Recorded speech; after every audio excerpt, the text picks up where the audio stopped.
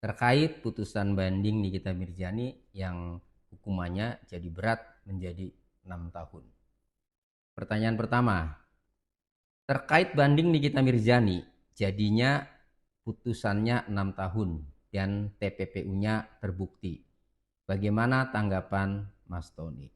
Oke, kalau majelis hakim banding memperberat hukuman terdakwa yang semula diputus oleh pengadilan negeri tingkat pertama 4 tahun, kemudian menjadi 6 tahun diperberat, berarti majelis hakim banding itu tidak sependapat dengan putusan pengadilan tingkat pertama. Dalam hal ini Pengadilan Negeri Jakarta Selatan. Di mana tidak sependapatnya? Kalau saya amati saat pembacaan putusan banding, majelis hakim dalam membacakan pertimbangannya tidak sependapatnya adalah mengenai tindak pidana pencucian uang. Di mana kalau putusan Pengadilan Negeri Jakarta Selatan, tindak pidana pencucian uangnya Nikita Mirzani tidak terbukti. Sementara di Pengadilan Tinggi Jakarta atau di tingkat banding, tindak pidana pencucian uangnya Nikita Mirzani terbukti. Dalam pertimbangan hukumnya yang dibacakan, majelis hakim menilai tindakan Nikita Mirzani yang membelanjakan atau membayarkan uang hasil kejahatan dari Dr. Reza Gladys untuk membayar kredit properti di Parama Wisesa itu dinilai oleh majelis hakim banding sebagai tindakan yang menyamarkan asal-usul harta kekayaan. Jadi dengan dibayarkan ke Parama Wisesa, hakim banding menilai itu upaya untuk menyamarkan asal-usul harta kekayaan. Seolah-olah harta itu bukan dari hasil tindak pidana. Padahal hakim banding menilai itu dari hasil tindak pidana, dalam hal ini pemerasan. Sehingga tindakan Nikita Mirzani membayarkan, mengalihkan, mentransfer uang hasil tindak pidana ke developer Parama Wisesa itu sebagai tindakan membayarkan atau membelanjakan untuk menutup-nutupi asal-usul harta kekayaan atau untuk menutupi asal-usul harta itu dari tindak pidana pemerasan. Itu yang saya amati pertimbangan Majelis Hakim Pengadilan Tinggi Jakarta dalam membacakan putusannya kemarin. Nah, sehingga kalau Majelis Hakim menilai tindakan Nikita Mirzani yang membelanjakan, membayarkan uang dari hasil tindak pidana dalam hal ini pemerasan, maka Majelis Hakim menilai unsur tindak pidana pencucian uang sebagaimana dimaksud di dalam pasal 3 Undang-Undang Nomor 8 Tahun 2010 tentang pencegahan dan pemberantasan tindak pidana pencucian uang itu terpenuhi. Karena unsur tindak pidana pencucian uangnya terpenuhi, maka Majelis Hakim Banding menyatakan terdakwa Nikita Mirzani terbukti melakukan tindak pidana pencucian uang. Sehingga selain Nikita Mirzani ini terbukti melakukan pemerasan secara elektronik, Nikita Mirzani juga terbukti melakukan tindak pidana pencucian uang sebagaimana dimaksud dalam pasal 3 Undang-Undang Nomor 8 Tahun 2010 tentang pencegahan dan pemberantasan tindak pidana pencucian uang. Nah, oleh karenanya dalam putusannya karena Nikita Mirzani terbukti melakukan tindak pidana pencucian uang di mana ancaman hukumannya maksimal atau paling lama 20 tahun, makanya majelis hakim memutuskan Nikita Mirzani divonis atau dihukum penjara 6 tahun. Dan dendanya masih sama dengan Pengadilan Negeri Jakarta Selatan yaitu 1 miliar. Dan kalau tidak bisa membayar denda maka diganti dengan kurungan selama 3 bulan.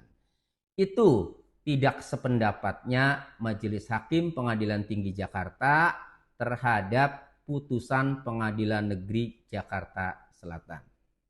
Jadi Majelis Hakim Banding ini menilai tindakan Nikita Mirzani yang menerima uang melalui mail, kemudian uangnya itu dibayarkan atau dibelanjakan atau dialihkan ke developer Paramawisesa untuk membayar properti, itu dinilai sebagai tindakan yang menyembunyikan atau menyamarkan asal-usul harta itu diperoleh dari mana, seolah-olah bukan dari hasil kejahatan. Jadi majelis hakim menilai itu adalah tindakan untuk menghilangkan jejak bahwa Nikita Mirzani telah melakukan tindak pidana kejahatan. Jadi untuk menghilangkan jejak, itu yang saya amati dari pertimbangan majelis hakim banding kemarin dalam membacakan putusan Nikita Mirzani.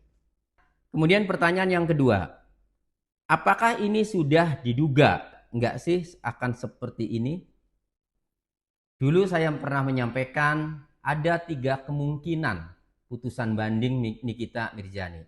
Pertama, bisa jadi bandingnya Nikita Mirzani diterima, kemudian putusannya membebaskan Nikita Mirzani dari dakwaan penuntut umum. Kemudian yang kedua, bisa jadi putusannya sama, menguatkan putusan Pengadilan Negeri Jakarta Selatan. Kemudian yang ketiga, bisa jadi hukumannya malah diperberat. Itu yang pernah saya sampaikan di beberapa media pada saat Nikita Mirzani mengajukan banding. Nyatanya sekarang malah kemungkinan yang ketiga yang terjadi, yaitu Nikita Mirzani malah hukumannya diperberat. Dari semula 4 tahun menjadi 6 tahun. Jadi 3 kemungkinan itu ya memang itu standar dan pasti setiap terdakwa melakukan upaya banding, putusannya pasti ada 3 kemungkinan itu. Jadi memang sudah diduga 3 kemungkinan itu. Dan salah satunya yaitu malah diperberat Nikita Mirzani hukumannya. Kemudian pertanyaan yang ketiga,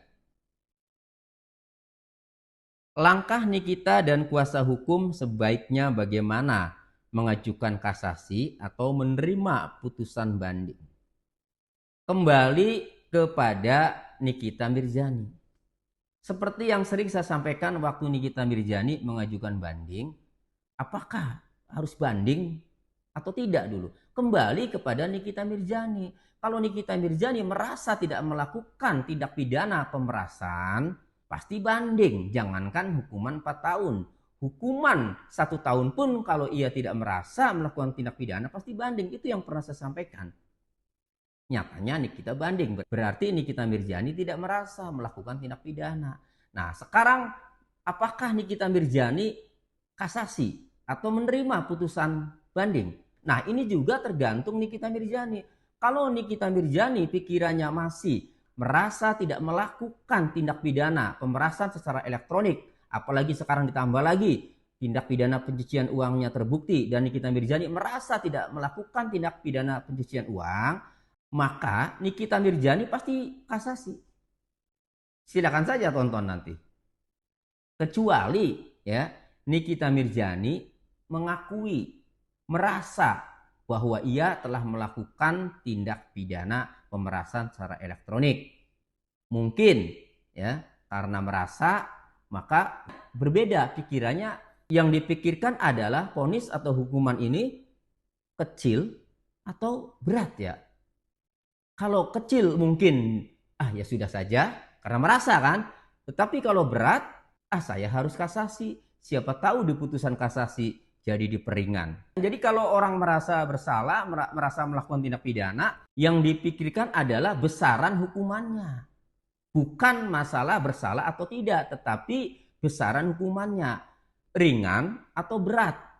Kalau ringan mungkin menerima, kalau berat mungkin coba-coba upaya hukum, banding atau kasasi. Itu kalau seseorang merasa melakukan tindak pidana. Tetapi kalau seseorang tidak merasa melakukan tindak pidana, jangankan vonis berat, vonis besar, vonis kecil pun pasti ia tidak menerima divonis bersalah. Sehingga kalau saya melihat dari yang sering disampaikan oleh Nikita Mirzani dan kuasa hukumnya dalam setiap kesempatan, ya baik di persidangan maupun setelah persidangan di media, saya melihatnya Nikita Mirzani tidak merasa melakukan tindak pidana, sehingga pasti Nikita Mirzani mengajukan kasasi.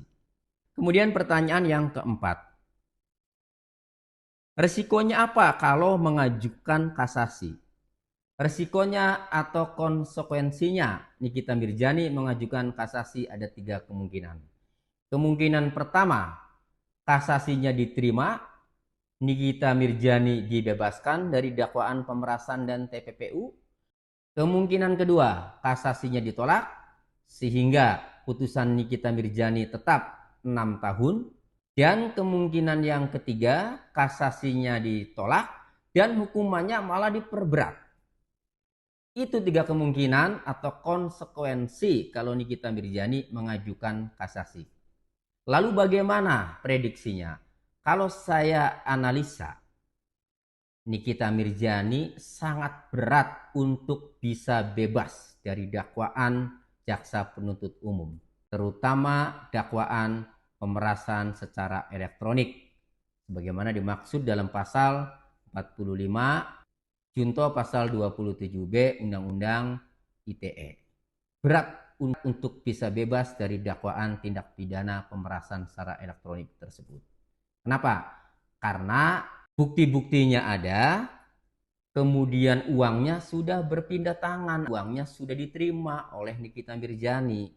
Itu yang saya analisa, Nikita Mirzani berat untuk bisa bebas dari tindak pidana pemerasan secara elektronik, sebagaimana dimaksud dalam pasal 45 junto pasal 27B Undang-Undang ITE. Lalu bagaimana dengan tindak pidana pencucian uangnya? Ada 2 kemungkinan. Kalau majelis hakim kasasi tidak sependapat dengan pertimbangan hukum majelis hakim banding Pengadilan Tinggi Jakarta, maka bisa jadi putusan kasasinya tindak pidana pencucian uangnya Nikita Mirzani tidak terbukti, sehingga hukumannya diringankan lagi. Tetapi kemungkinan yang kedua, kalau majelis hakim kasasi Mahkamah Agung sependapat dengan pertimbangan hukum majelis hakim banding Pengadilan Tinggi Jakarta tentang tindak pidana pencucian uangnya yang terbukti, maka bisa jadi hukumannya sama 6 tahun dan bisa jadi juga malah diperberat di atas 6 tahun. Itu analisa saya kalau Nikita Mirzani mengajukan kasasi.